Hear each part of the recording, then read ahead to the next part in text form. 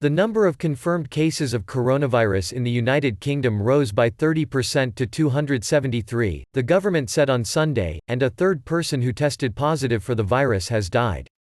The Department of Health and Social Care said the number of cases had risen by 64 from Saturday, the biggest one-day increase so far. The largest concentration of cases is in London, which has had 51. England's Chief Medical Officer Chris Whitty said a third person had died in Britain after testing positive for the virus.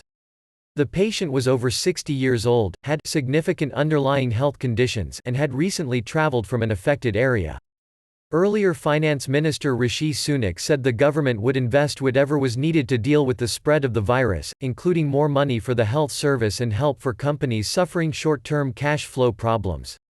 After reports of people stockpiling goods such as hand sanitizer, soap, dried pasta and toilet rolls, the government said on Friday that supermarkets had contingency plans in place to prevent shortages. Britain's biggest supermarket, Tesco, said it was restricting bulk buying of several products in stores and online. Customers will be limited to buying 5 units of items such as antibacterial gels and wipes, dried pasta and long-life milk. The government said the Environment Minister would hold a call with the chief executives of Britain's main supermarkets and industry representatives on Monday to discuss their response to the coronavirus, in particular support for vulnerable groups in isolation. It follows a similar call on Friday.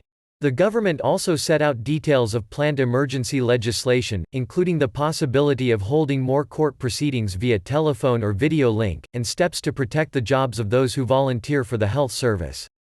Prime Minister Boris Johnson will chair a meeting of the government's Emergency Committee on Monday.